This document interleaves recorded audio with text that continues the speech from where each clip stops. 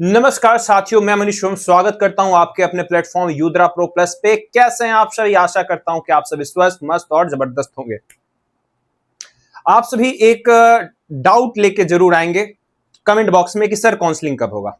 क्या काउंसलिंग का डेट प्रारंभ हो चुका है? क्या काउंसलिंग का डेट निकल चुका है? क्या हम लोग छूट चुके हैं? तो नहीं भाई, पहली बात कंफर्म कर देते हैं, अभी काउंसलिंग स्टार्ट बिहार पैरामेडिकल की नहीं हुई है। ठीक है। दूसरी बात, जो आप लोग गूगल पे चेक कर रहे हो दिख रहा है, वो बीएससी नर्सिंग यानी बीसीसी वालों का हो रहा है। एआई एक्चुअली कॉन्फ़िगर नहीं कर पा रहा है कि बीसीसी और डीसीसी के बीच में। ठीक है। इस कारण से बहुत कंफ्यूजन हो रहा है और इस कंफ्यूजन का बहुत सारे यूट्यूबर भरपेट लाभ उठा रहे हैं, रोज वीडियो बना रहे हैं काउंसलिंग पर। पहले कहते थे 5 तारीख को आएगा, फिर कहें 7 तारीख को आएगा, फिर कहें 10 तारीख को आएगा, फिर कहते हैं 25 तारीख को आएगा, फिर कहते हैं कि जुलाई लास्ट तक आएगा। ऐसे वीडियोस बहुत सारे देख चुके होंगे। ठीक है। तो भाई सीधी बात करते हैं, काउंसलिंग का डेट जो है आज यानी 20 तारीख शाम तक आने की संभावना है। ठीक है। यानी नोटिफिकेशन आज जारी हो सकता है अथवा कल। तो अभी मैं 20 तारीख को 12:20 के करीब में 12:17 पे मैं अभी रिकॉर्ड कर रहा हूं और अभी तक भाई काउंसलिंग का डेट नहीं आया है। पर मैं एक चीज आश्वस्त कर देना चाहता हूं, मुझे जितना लगता है, जैसा आप लोगों ने अगर मेरे चैनल को फॉलो किया होगा या फिर लगातार वीडियो देखते रहे हो, तो मैंने आप लोगों को 10 तारीख के करीब में स्टार्टिंग में बोला था कि 10 तारीख तक आना चाहिए। 10 तारीख को फिर अपडेट क्या आया कि भाई बीटेक वालों का पहले होगा। ये मैंने पहले ही बताया था कि बीएससी नर्सिंग वालों का पहले होगा और वैसा हुआ भी। ठीक है। इसके बाद क्या होता है? इसके बाद बहुत सिंपल सा प्रोसेस है कि भाई आपका बीएससी नर्सिंग वालों का पहले काउंसलिंग स्टार्ट हो गया। ठीक है, अच्छी बात है, इसका फायदा भी होगा, कम से कम 100 सीटों का आपका फायदा होगा। अब आपकी अपडेट सीधे स्पष्ट में आज या कल, इंतजार करिए, कहीं मत भटकिए, बीसीसी के ऑफिशियल वेबसाइट पर चेक करते रहिए। ठीक है। और इस चैनल को सब्सक्राइब कर लीजिए, यहां सारे अपडेट आते रहेंगे। अब बात करते हैं आपके ये डॉक्यूमेंट वेरिफिकेशन की। ठीक है। तो डॉक्यूमेंट वेरिफिकेशन में प्रोसेस क्या होता है? आपको ये पता है कि आपने एग्जाम दिया, रिजल्ट आ चुका है, रैंक कार्ड मिल चुका है, उसके बाद होगी चॉइस फिलिंग। तो चॉइस फिलिंग के लिए भाई डेट आने वाला है, पता ही है, नोटिफिकेशन आएगा। प्रोसेस क्या होता है? चॉइस फिलिंग आप करते हो, लॉग इन करते हो, अपना चॉइस बताते हो कि मुझे कौन सा कॉलेज पसंद है, इसके आप चॉइस अपने प्रायोरिटी लिस्ट को सेट करते हो, कोर्सेज सेट करते हो। इसके बाद जो इसका रिजल्ट आता है उसको कहते हैं सीट अलॉटमेंट। ठीक है। तो एक लेटर जारी किया जाता है जिसे कहते हैं सीट अलॉटमेंट लेटर, और सीट अलॉटमेंट लेटर पे आपको एक जगह बताई जाती है कि इस तारीख को ये डॉक्यूमेंट लेकर आने हैं। ठीक है। उसमें बहुत सारी डॉक्यूमेंट को क्लियरली मेंशन किया जाता है, किसी किसी चीज को क्लियरली उतना मेंशन नहीं किया जाता है, फिर जाके आप परेशान होते हो। जैसे कितने फोटो सेट रखने हैं, फोटो कौन सा लगेगा, आधार कार्ड चाहिए होगा, ओरिजिनल डॉक्यूमेंट कितने चाहिए होंगे, कितने टोटल डॉक्यूमेंट है, तो टोटल 23 डॉक्यूमेंट्स लगेंगे। मैं सब का लिस्ट बताने वाला हूं। इसके साथ साथ कौन सा डॉक्यूमेंट कहां से बनेगा, कौन सा डॉक्यूमेंट किसके लिए लागू है, कौन सा डॉक्यूमेंट किसके काम आएगा, ये सारी जानकारी आपको इस सेशन में मिलने वाली है। तो अगर आपने अंत तक ये सेशन को देखा तो उसके बाद आपको कोई और वीडियो देखने की आवश्यकता नहीं पड़ेगी। तो हमेशा की तरह आप पेन पेपर लेकर या फिर स्क्रीनशॉट भी ले सकते हैं, तैयार हो जाइए। तो चलिए चलते हैं हम लोग नेक्स्ट स्लाइड पे, और इसके साथ साथ हम इसे क्या करेंगे, चेक करते हैं कितना जानते थे आप। अगर आपको एक भी डॉक्यूमेंट लगा कि ये पहले से आप नहीं जानते थे तो फिर कमेंट जरूर करिएगा कि आप कितने डॉक्यूमेंट की लिस्ट जानते थे। ओके, चलिए चलते हैं नेक्स्ट स्लाइड पे।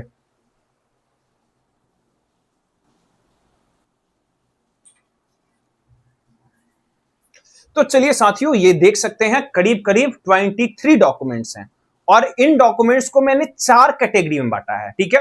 कैटेगरी 1 है काउंसलिंग डॉक्यूमेंट्स, ये सबसे मोस्ट इंपॉर्टेंट डॉक्यूमेंट्स है। ये डॉक्यूमेंट्स कहां से मिल रहे हैं आपको? तो भाई बीसीसी के पोर्टल्स पे। ठीक है। इसके बाद दूसरी कैटेगरी है एकेडमिक डॉक्यूमेंट्स। एकेडमिक डॉक्यूमेंट्स क्या होते हैं? जैसे आपकी मैट्रिकुलेशन यानी 10th 12th से रिलेटेड जितने सारे डॉक्यूमेंट्स हैं, वो जिसने पढ़ाई की आपने, तो भाई पढ़ाई का प्रमाण देंगे कि हाँ भाई आप 12th पास हो, आप 10th पास हो, ये। ठीक है। इसके बाद कैटेगरी एंड रिजर्वेशन डॉक्यूमेंट्स, ये आती है आपकी तीसरी कैटेगरी। ठीक है, देख सकते हैं। और ये है चौथी कैटेगरी आपकी, जिसमें आती है आइडेंटिटी डॉक्यूमेंट्स। ठीक है। तो आइडेंटिटी डॉक्यूमेंट्स का मतलब क्या हो जाता है? आइडेंटिटी डॉक्यूमेंट्स का मतलब होता है पहचान पत्र से रिलेटेड, और सबसे इंपॉर्टेंट कितने फोटो स्टेटेड लगेंगे, सॉरी फोटोस्टेट लगेंगे, जीरोक्स जिसे कहते हैं, और कितने क्या लगेंगे भाई, कैसे लगेंगे, एक एक करके समझते हैं। सबसे पहले आप इसका स्क्रीनशॉट ले लीजिए। चलिए, तो आपने, आशा करते हैं कि स्क्रीनशॉट ले लिया होगा, ठीक है। तो सबसे पहले हम लोग इससे प्रारंभ करते हैं। ये जो लिस्ट है यहां पे आपको देखने को मिल रही है, ये आपकी वो डॉक्यूमेंटेशन है, ये आपके वो डॉक्यूमेंटेशन है जो लगने जा रहे हैं कहां पे, पोर्टल के माध्यम से। जैसे आपका सीट अलॉटमेंट लेटर, ठीक है, आपने एग्जाम दिया होगा, तो एग्जाम देने के बाद भाई आपको सीट अलॉटमेंट लेटर, जैसा मैंने आपको बताया, ये आपको प्राप्त हुआ है, ठीक है। इसके बाद पार्ट ए, पार्ट बी, इस तरह के सारे डॉक्यूमेंट की यहां पे लिस्ट देखने को मिल रही है। आप इसे नोट डाउन जरूर कर लें, ठीक है, आप इसे बढ़िया से नोट डाउन जरूर कर लें, ओके। इसके बाद आती है एकेडमिक डॉक्यूमेंट्स। एकेडमिक डॉक्यूमेंट्स जैसे 12th 10th पास आउट हो उसके लिए। इसके बाद काउंसलिंग डॉक्यूमेंट। तो एक एक डॉक्यूमेंट पर अगर आप चाहते हो कि हम इस पे चर्चा करें, तो आप बिना स्किप किए आप एक एक कीवर्ड को समझिए, कौन सा डॉक्यूमेंट क्यों जरूरी है, यह समझिए, किसके लिए जरूरी है, क्या हर डॉक्यूमेंट हर किसी के लिए जरूरी है, नहीं। तो ठीक है, आप इसका स्क्रीनशॉट आई होप सो कि ले चुके होंगे, ठीक है। चलिए, तो यहां पे आती है सबसे पहले लिस्ट में seat allotment letter. Seat allotment letter किसके लिए जरूरी है, हर छात्र के लिए जरूरी है, ठीक है। दूसरा है रैंक कार्ड। रैंक कार्ड भी सारे के सारे बच्चों के लिए जरूरी है। तीसरा एडमिट कार्ड, जो आपने एग्जाम दिया है डीसीसी का, यानी डीसीसी आपकी मेन बॉडी हो जाती है इस एग्जाम की कंडक्ट कराने वाली, इसका आपका एडमिट कार्ड लगेगा। आपने एप्लीकेशन फॉर्म भरा होगा जिसे कहते हैं पार्ट ए और पार्ट बी, ठीक है। पार्ट ए, पार्ट बी, जो आप कंफर्मेशन पेज होगा, जब आपने एप्लीकेशन जमा कराया होगा, अपना ऑनलाइन फॉर्म भरा होगा, उस समय आपके साइबर कैफे वाले भैया ने आपको एक दो या तीन कागज बढ़िया से प्रिंट करके दिया होगा, वही part A and part B होता है, ठीक है। उसका आप चाहे तो पीडीएफ भी लॉगिन करके निकाल सकते हैं, ठीक है। इसके बाद है वेरिफिकेशन स्लिप और बायोमेट्रिक फॉर्म। तो बायोमेट्रिक फॉर्म और वेरिफिकेशन स्लिप एक ही पीडीएफ में मिल जाता है। तो ये सारे वो जो डॉक्यूमेंट है, काउंसलिंग डॉक्यूमेंट, आपको प्राप्त होते हैं कहां से, बीसीसी के वेबसाइट से, ठीक है। तो ये सारे जो डॉक्यूमेंट्स हैं, आपको ये जो दिख रहे हैं 6 डॉक्यूमेंट, ये आपको बीसीसी के वेबसाइट पे प्राप्त हो जाएंगे। इसके बाद बारी आती है एकेडमिक डॉक्यूमेंट्स की। एकेडमिक डॉक्यूमेंट्स की लिस्ट आप देख सकते हो। 10th की मार्कशीट है, 10th की एडमिट कार्ड है, 10th का ऑफ कोर्स आपका सर्टिफिकेट होगा, ठीक है।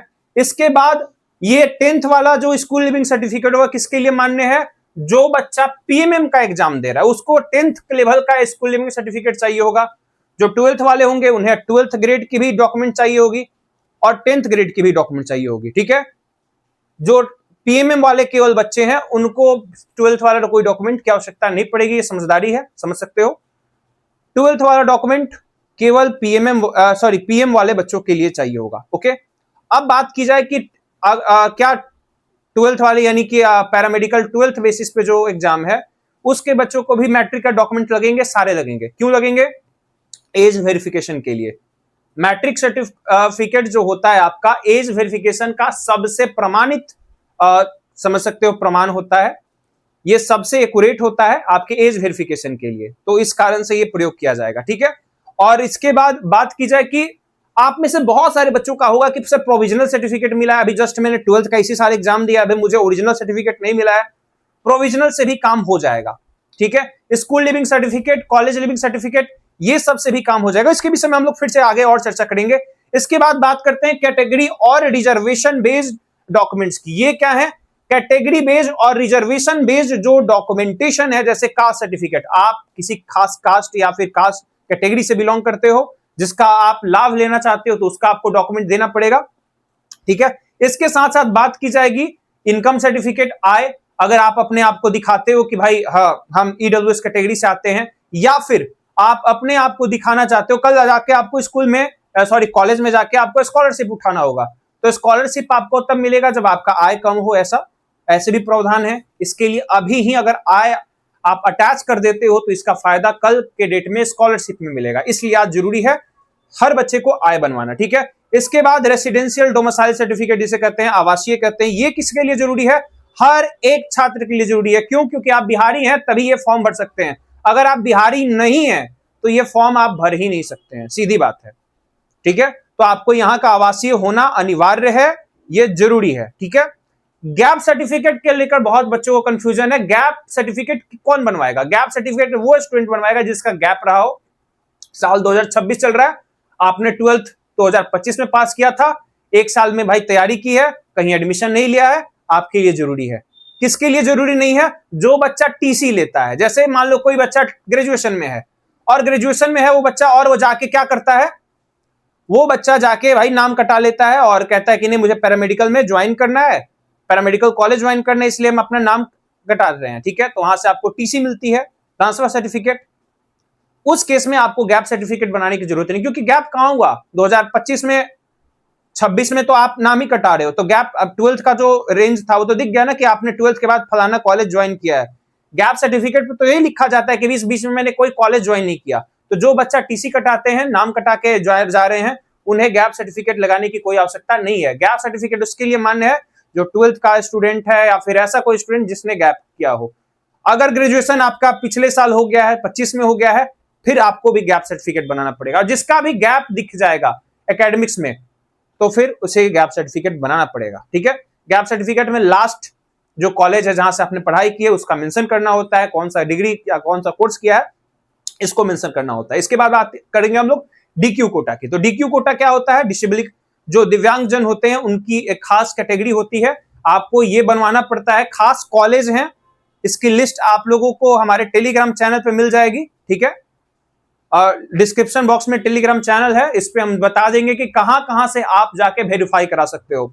बहुत गिने चुने कॉलेज हैं जहां का बनाया हुआ सर्टिफिकेट ही मान्य होगा, तो इसको हम आपको टेलीग्राम में हमारा वो डॉक्यूमेंट दिख जाएगा, आपको भेज देंगे। ठीक है, वहां से आप चेक कर सकते हैं। इसके बाद SMQ डिफेंस, जो डिफेंस पर्सनल्स होते हैं उनको एक स्पेशल कोटा मिलता है, उनके बच्चों को SMQ, तो ये भी आपको डॉक्यूमेंटेशन चाहिए होगा अपने। ठीक है, अब बात करते हैं सबसे लास्ट में ये आइडेंटिटी के डॉक्यूमेंट्स। आइडेंटिटी डॉक्यूमेंट्स क्या है? आधार कार्ड, इसके बाद पासपोर्ट साइज फोटो, और लास्ट में बचता है आपका सेल्फ असिस्टेड फोटोकॉपी। तो जितनी चीजें हमने बताई उसकी कम से कम 4 सेट फोटो सेट सारी चीजों को कराना पड़ेगा। ठीक है, अलॉटमेंट लेटर से लेकर रैंक कार्ड से लेकर सारे डॉक्यूमेंट्स का कम से कम 4 सेट करा लीजिएगा। आमतौर पे 3 की जरूरत पड़ती है, आप 4 करा लीजिएगा, एक्स्ट्रा रखिएगा, फायदे में रहोगे। इसके बाद सारे डॉक्यूमेंट पे आपकी सिग्नेचर होना चाहिए डेट के साथ, इसी को सेल्फ असिस्टेड फोटोकॉपी कहते हैं। अब बात करें पासपोर्ट साइज फोटो कौन लगेगा? पासपोर्ट साइज फोटो वही लगेगा जो आपने एप्लीकेशन फॉर्म भराते वक्त यूज किया था, दूसरा कोई फोटो नहीं लगेगा। ठीक है, ट्रिक बता देते हैं, अगर आपके पास वो फोटो नहीं है, और कितने लगेंगे? 10 लगेंगे, 10 कम से कम आप जरूर लेके जाइएगा। वो फोटो क्यों लगेगा? क्योंकि भाई उससे पहचान किया जाएगा कि यही बच्चा तो आया है ना, यही बच्चा है ना, डॉक्यूमेंट वेरिफिकेशन कराने, कहीं जाली बच्चा तो नहीं आ गया है, इसलिए वही फोटो चाहिए होता है। दूसरी चीज, ये अगर आपके पास अभी नहीं है, कहो कि सर मेरे पास तो वही लास्ट फोटो था, अब मेरे पास वो फोटो नहीं है, तो बहुत सिंपल सा ट्रिक कर रहिएगा, एडमिट कार्ड को डाउनलोड फिर से कर लीजिएगा डिजिटल फॉर्मेट में, PDF फॉर्मेट में, और उसे ले जाइएगा साइबर कैफे वाले भैया को दे दीजिएगा कि इसमें से एक्सट्रैक्ट कर दीजिए, वो फोटो को क्रॉप करके निकाल के 10 पीस आपको निकाल के दे देंगे। समझ गए? क्लियर हो गया? अब चलते हैं अगले स्लाइड पे, इसको और डिटेल में समझते हैं।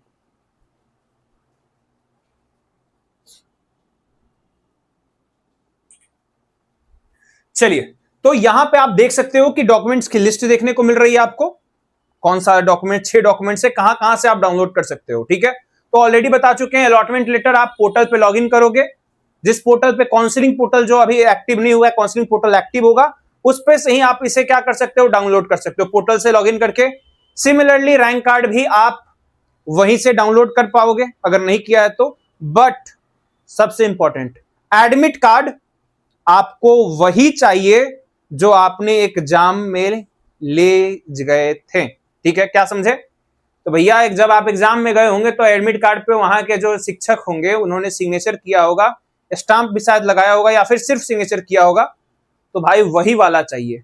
ठीक है, अगर खो गया है तो फिर आपको बोर्ड से संपर्क करना पड़ेगा या फिर किसी अन्य प्रकार से संपर्क करना पड़ेगा। अगर खो गया है तो हमारे नंबर पे कांटेक्ट करिएगा, हम आपको हेल्प कर देंगे। ठीक है, अगर आपका एडमिट कार्ड खो गया है तो हमारे नंबर पे कांटेक्ट कर लीजिएगा, हम आपको तरीका बता देंगे जिससे आप जाके बहुत आसानी से वही टीचर से सिग्नेचर या फिर बोर्ड के माध्यम से हेल्प ले सकते हैं। ठीक है, तो ये प्रोसेस किस प्रकार होता है, हमारे नंबर पे आप कांटेक्ट कर लीजिएगा, आपको किसी भी प्रकार का डॉक्यूमेंट का ऐसे हेल्प चाहिए तो आप हेल्प ले सकते हो। ठीक है, इसके बाद बात करेंगे एप्लीकेशन के पार्ट ए पार्ट बी को भी डाउनलोड आप कहां से करोगे, सेम लॉगिन करके पोर्टल से कर सकते हो। वेरिफिकेशन स्लिप का पीडीएफ आपको ऑफिशियल वेबसाइट पे भी मिल जाएगा, और ज्यादा परेशानी होता है तो हमारे टेलीग्राम ग्रुप को भी आप ज्वाइन कर सकते हो, या फिर हमारे एप्लीकेशन जॉबवर्स पे भी आपको ये पीडीएफ निःशुल्क फ्री ऑफ कॉस्ट मिल जाएगा। वेरिफिकेशन स्लिप, बायोमेट्रिक फॉर्म एक ही पीडीएफ में आता है, ये आप चाहे तो स्क्रीनशॉट ले सकते हैं। चलिए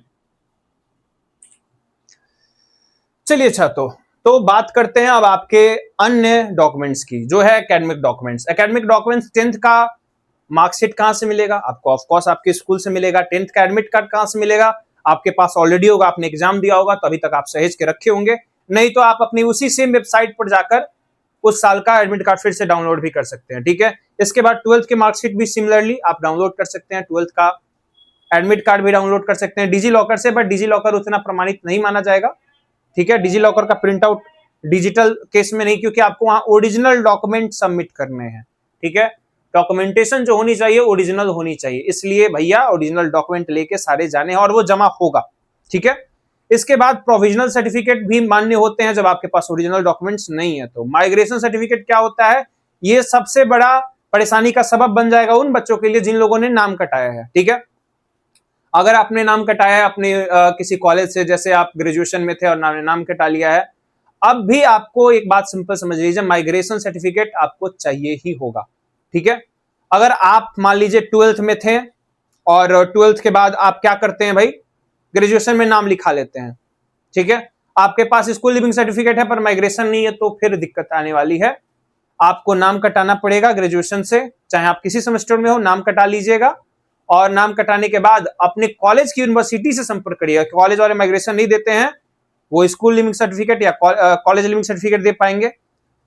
माइग्रेशन आपको मिलेगी उस कॉलेज की यूनिवर्सिटी से, वहां संपर्क कर लीजिएगा, वहां से आपको माइग्रेशन प्राप्त हो जाएगा। अगर आपके पास माइग्रेशन है, स्कूल लिविंग सर्टिफिकेट है, तो फिर ये प्रोसेस में जाने की आवश्यकता नहीं है, ठीक है। TC, school leaving certificate, college leaving certificate एक समान है, माइग्रेशन अलग चीज है, आपको अलग से ही चाहिए होगा, समझ गए। कैरेक्टर सर्टिफिकेट आपको पुलिस केस वाला नहीं लिखना है भाई, जाके थाने में कैरेक्टर सर्टिफिकेट नहीं बनवाना है। आपका स्कूल या कॉलेज इसे प्रदान किया होगा मार्कशीट के साथ, अगर किया है तो अच्छी बात है, नहीं भी किया है तो कोई बहुत बड़ी बात नहीं है। कोई डॉक्यूमेंट इसमें से मिस होता है तो क्या करना है थोड़ी देर में हम आपको बताते हैं। चलिए स्क्रीनशॉट इसका भी ले लीजिए।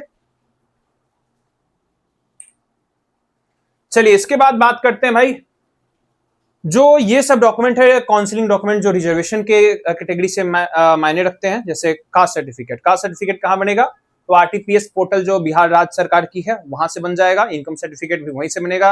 आवासीय, जाति, आवासीय तीनों वहीं से बन जाएंगे। गैप सर्टिफिकेट बनेगा कोर्ट से, ठीक है। गैप सर्टिफिकेट का जो फॉर्मेट होगा आप हमारे टेलीग्राम चैनल अथवा हमारे एप्लीकेशन जॉबवर्स से भी प्राप्त कर सकते हैं कि गैप सर्टिफिकेट का फॉर्मेट कैसा होता है, आपको ये प्राप्त हो जाएगा, ठीक है। हमारे एप्लीकेशन को इंस्टॉल कर लीजिएगा, जॉबवर्स नाम है, JOBVERSE, प्ले स्टोर पे मिल जाएगा। वहां पे एक स्टूडेंट कॉर्नर या एग्जाम कॉर्नर करके एक पोर्टल होगा, वहां से आप इसे फ्री ऑफ कॉस्ट डाउनलोड कर सकते हैं, ठीक है।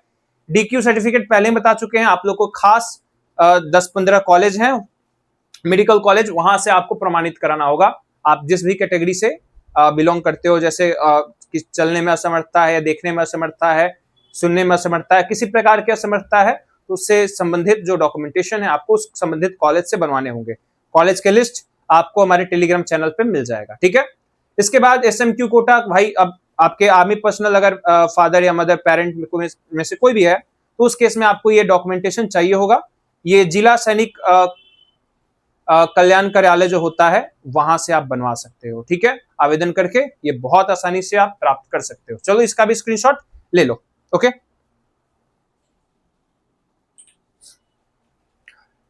एक और अपडेट जो बताना चाहेंगे आप लोगों को कि गैप सर्टिफिकेट को लेकर एक मिसकंसेप्शन है कि आप लोगों को ये बहुत ही मुश्किल पड़ता है। नहीं भाई, आपको जाना है कोर्ट, किसी भी नोटरी वाले जो भाई हमारे वकील साहब लोग होते हैं उनसे संपर्क करिएगा। आमतौर पे 200, 250, 300 खर्चा पड़ेगा।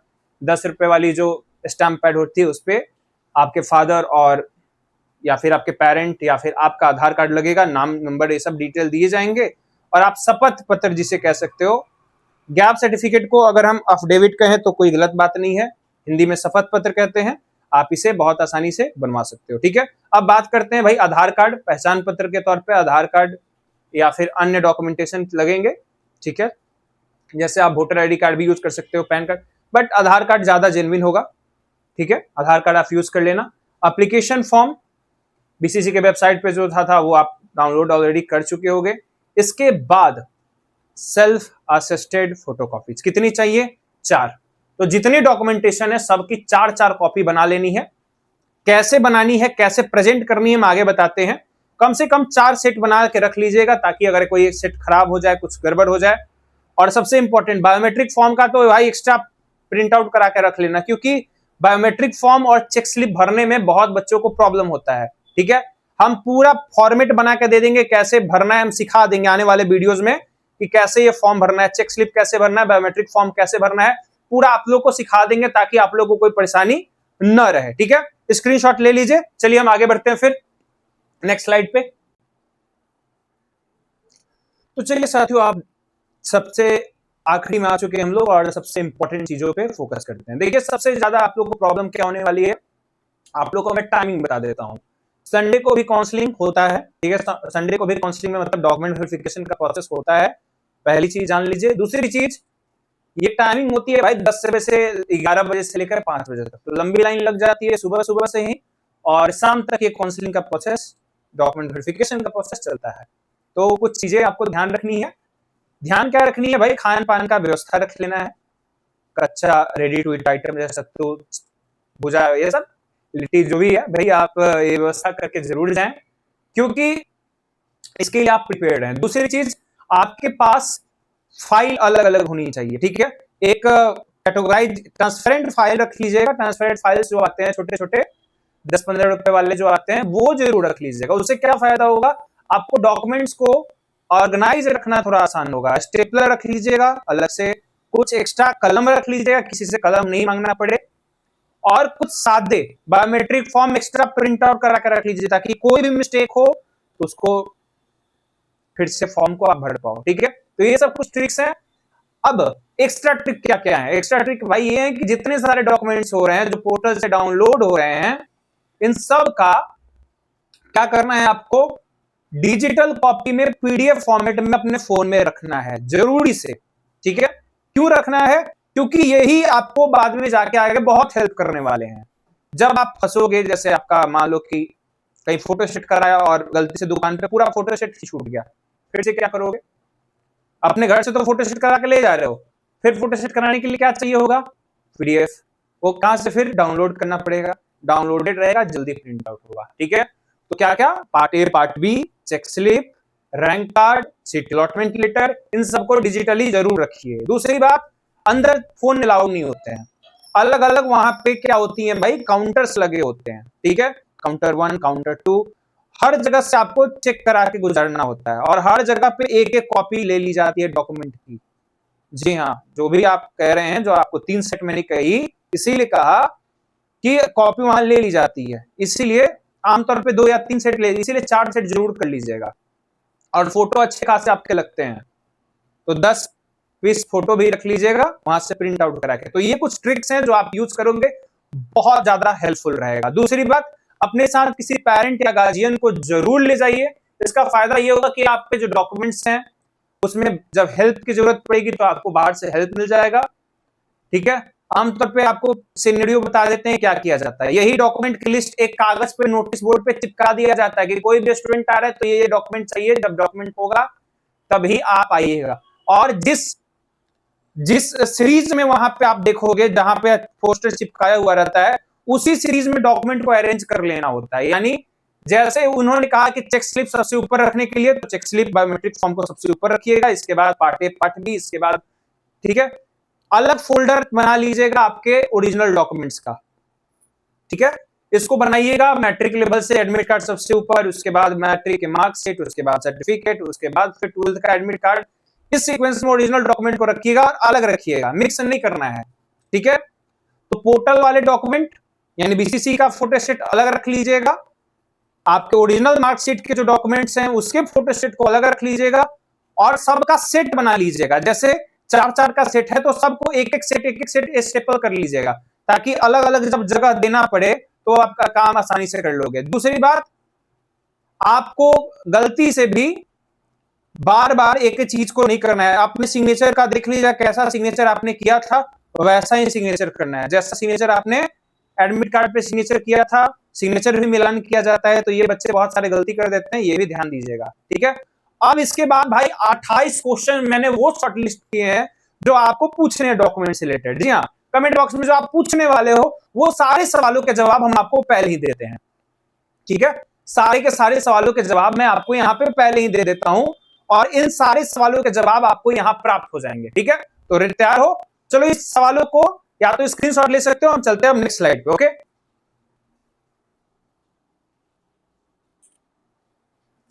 चलिए भाई, अब अगला स्लाइड तो ऐड आ गया। अब कहोगे सर आप भी ऐड करोगे?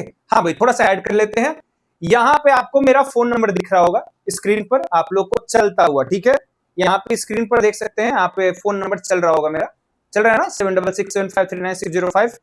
इस पर कॉन्टैक्ट करके आप क्या कर सकते हो, अपनी काउंसलिंग करा सकते हो। चॉइस फिलिंग का जो प्रोसेस है मैं खुद आपका करूंगा, और आप लोग को पता ही है एक प्रेडिक्शन पीडीएफ भी दी जाती है, कॉलेज प्रेडिक्शन पीडीएफ, जो आपको प्राप्त हो जाएगा मात्र 149 में। तो अगर अभी तक आप लोग काउंसलिंग पोर्टल ज्वाइन नहीं किए हो तो 149 में पेमेंट करके ज्वाइन कर सकते हो।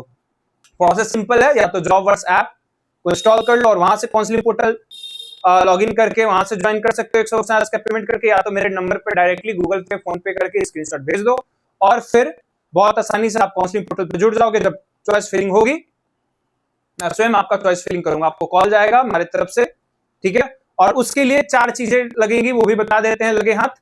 रजिस्ट्रेशन नंबर जो आपके एडमिट कार्ड पे होगा या रैंक कार्ड पे होगा, आपका पासवर्ड, आपका रजिस्टर्ड ईमेल आईडी ये लगने वाला है, और आपको भाई अटेंशन कि आप रेडी रहो। और कोई प्रेफरेंस लिस्ट है कि सर मुझे ये कॉलेज चाहिए, मुझे ये शहर में जाना है, मुझे ये वाला कॉलेज ही चाहिए, ऐसा कोई भी प्रेफरेंस लिस्ट हो तो बिल्कुल तैयार कर लीजिएगा अगर आप मेरे से काउंसलिंग कराना चाहते हैं। तो ये 3-4 चीजों का ध्यान रखोगे, हमारे द्वारा कॉल किया जाएगा, आप काउंसलिंग ग्रुप में कनेक्टेड रहोगे, कॉल जाएगा, रेडी रहना। ओके, चलो प्रचार समाप्त होता है, चलते हैं आगे।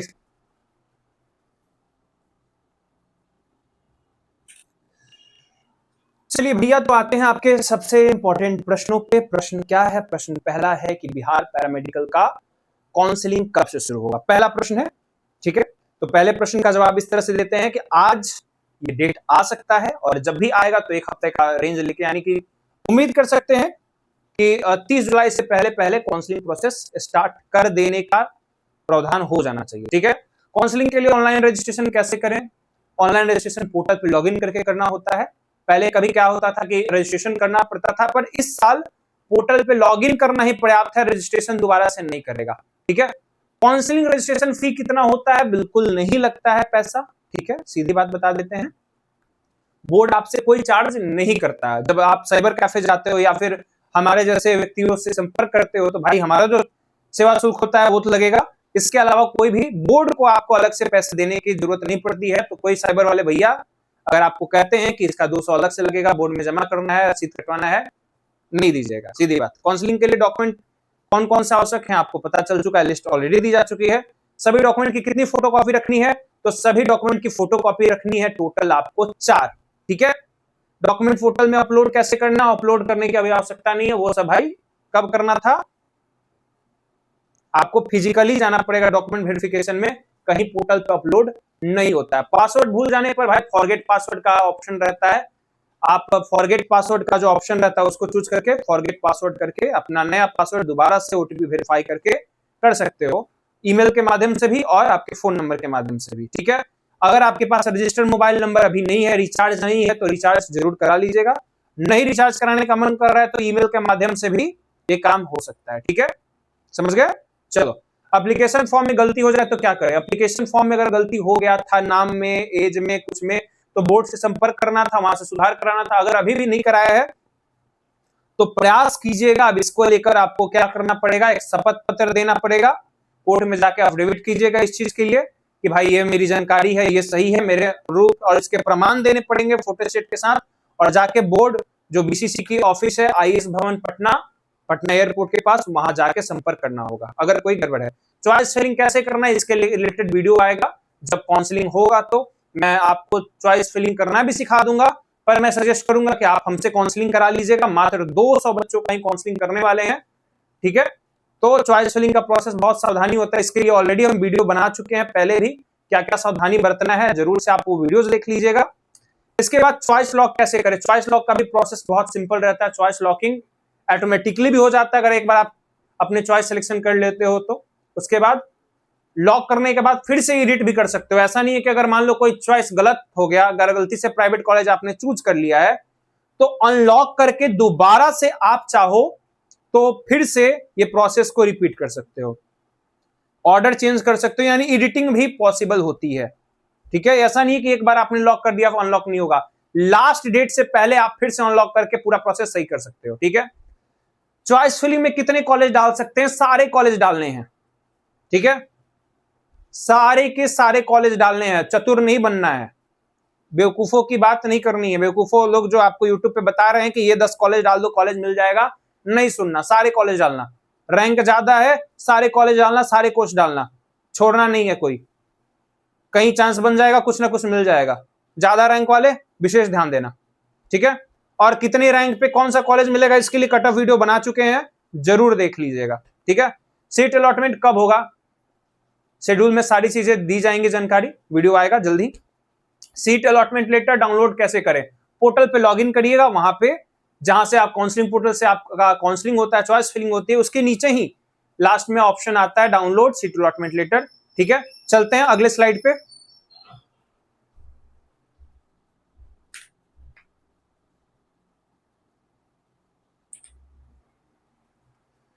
चलिए भैया अब बात करते हैं आपके अगले प्रश्न की, सीट एक्सेप्टेंस फी क्या होती है। तो सीट एक्सेप्टेंस फी आपको कॉलेज में जाने पर लगता है, ठीक है। कॉलेज जब आप जाते हो तब आपको कुछ फी लगेंगे, उसके रिलेटेड बाद में हम वीडियो बना देंगे कि डीवी के बाद जब कॉलेज एडमिशन के लिए आप जाते हो तो क्या क्या चीजें ध्यान रखनी है, क्या करना होता है, कॉलेज के निर्देश कैसे आते हैं, ये सब पे बाद में वीडियो आएगा, अच्छा से तैयार रहिएगा। फी रिफंड कब और कैसे मिलेगा, कोई रिफंड नहीं मिलता है आपको, ठीक है। किसी प्रकार का कोई रिफंड नहीं मिलता है। फर्स्ट राउंड में अगर आपको कॉलेज नहीं मिला तो सेकंड राउंड में अब क्या होता है, अपग्रेड होता है, ठीक है। अपग्रेड प्रोसेस क्या होता है, मतलब मुझे कॉलेज, देखो दो ऑप्शन आता है जब आपको कॉलेज के लिए जब आप अपना चेक करोगे तो सीट अलॉटमेंट लेटर डायरेक्ट आप डाउनलोड मत कर लेना। बहुत सारे बच्चे गलती कर देते हैं, सीट अलॉटमेंट लेटर डायरेक्ट, भाई सीट अलॉटमेंट लेटर को प्रिंट आउट करने का मतलब है कि आपने एक्सेप्ट कर लिया है, ठीक है। तो दो ऑप्शन होते हैं, एक होता है अपग्रेड और दूसरा होता है फ्रीज। अपग्रेड करके जब आप ओटीपी वेरीफाई कर दोगे तो अपग्रेड हो गया, और उसके बाद आपका एक सीट अलॉटमेंट लेटर वहां पे प्रिंट आउट के लिए ऑप्शन आ जाता है। तो जब तक आपने क्या कहते हैं, चॉइस को लॉक या अनलॉक नहीं किया है, चॉइस सिलेक्शन नहीं किया है, तब तक आपका सीट अलॉटमेंट लेटर नहीं जारी होता है, यानी वो प्रिंट आउट नहीं कर पाओगे। जैसे ही आप सेलेक्ट करते हो कि मुझे ये कॉलेज पसंद है तो आप फ्रीज करते हो, जब आप कहते हो कि मुझे ये कॉलेज पसंद नहीं है तो क्या करते हो, अपग्रेड करते हो, ठीक है। दो ऑप्शन होते हैं। अपग्रेड कैसे कर, अपग्रेड में सीट नहीं मिलने पर क्या होगा, जैसे फर्स्ट राउंड में आपको सीट नहीं मिला, सेकेंड राउंड में भी सीट नहीं मिला, अगर ज्यादा रैंक है तो आपको फिर मॉपअप राउंड का इंतजार करना चाहिए। मॉपअप राउंड इस साल होगा, ठीक है। अच्छी बात है ना, ये खबर आपको कहीं नहीं मिलेगी।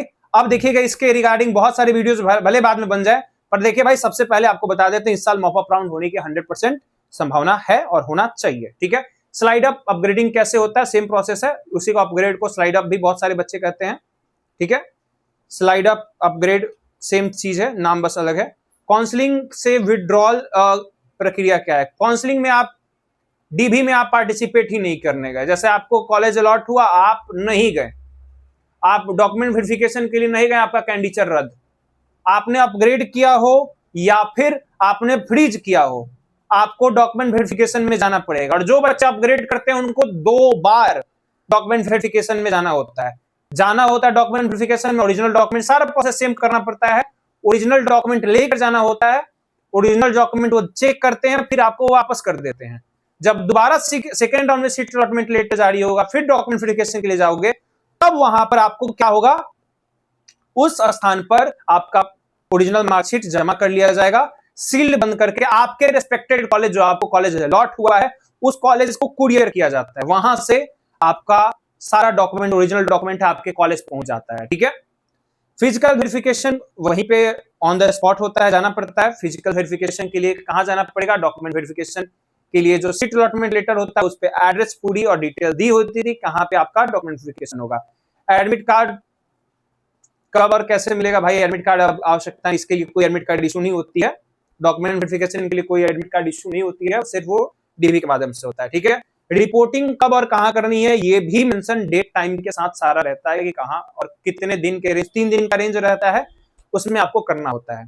चलिए, रिपोर्टिंग नहीं करने पर क्या होगा? आपका कैंडिडेट रद्द कर दिया जाएगा, आपका सीट किसी और को, दूसरे को अलॉट कर दिया जाएगा। ठीक है, अब बात करते हैं कि भाई काउंसलिंग प्रोसेस में जो बच्चे शामिल हो रहे हैं, अगर उन लोगों से कोई गलती होती है, जैसे बहुत सारे बच्चे क्या करते हैं कि काउंसलिंग में ही पार्टिसिपेट नहीं किए, तो उनके लिए फिर मॉपअप राउंड ही एक अंतिम सहारा होगा। यहां मेरा फोन नंबर दिख रहा है, किसी प्रकार का कोई भी प्रॉब्लम हो तो आप कांटेक्ट कर सकते हैं। ठीक है, और जो बच्चे हमसे काउंसलिंग कराना चाहते हैं, इसी नंबर पे कांटेक्ट करके हमसे काउंसलिंग के लिए भी जुड़ सकते हैं। तो आशा करते हैं कि आप लोगों को ये वीडियो काफी पसंद आया होगा, इसमें बहुत सारी जानकारियां थी। ठीक है, इसके अलावा भी जब डॉक्यूमेंट वेरिफिकेशन प्रोसेस चालू होगा तो एक छोटा सा मैं आपको हेल्प के लिए एक वीडियो बना दूंगा, क्या करना है, कैसे करना है, कॉलेज अलॉट कैसे होता है, कॉलेज में जाने के बाद क्या करना होता है। हाँ, एक सवाल जो रह गया कि सर मेरा कोई डॉक्यूमेंट अगर मिसिंग है, जैसे मान लो कि आपका माइग्रेशन अभी नहीं मिल पाया है कॉलेज से, मान लो आपका मैट्रिक सर्टिफिकेट अभी नहीं मिला है, 12th का सर्टिफिकेट नहीं मिला है, कोई डॉक्यूमेंट मिसिंग है, तो उस केस में क्या करना है? तो एप्लीकेशन लिखना होता है। एप्लीकेशन का क्या फॉर्मेट होता है ये भी आपको हमारे जॉब वर्क्स एप्लीकेशन के पीडीएफ फॉर्मेट में मिल जाएगा कि ये मेरा डॉक्यूमेंट जो है वह नहीं है और हम कॉलेज में जाते वक्त ये जमा कर देंगे। यानी आप एप्लीकेशन में कहते हो कि भाई यहां तो मैं जमा नहीं कर पा रहे, हम कॉलेज में जब जाएंगे तो जमा कर देंगे। ऐसे करके आपको एक एप्लीकेशन वहां के प्रिंसिपल के लिए लिखना होता है, जो डॉक्यूमेंट वेरिफिकेशन का जो स्कूल कॉलेज होगा। ठीक है, तो ये काम बहुत आसानी से कर सकते हो। चलो, ये सवाल मुझे लग रहा था कि छूट गया था, चलो ये भी कवर हो गया।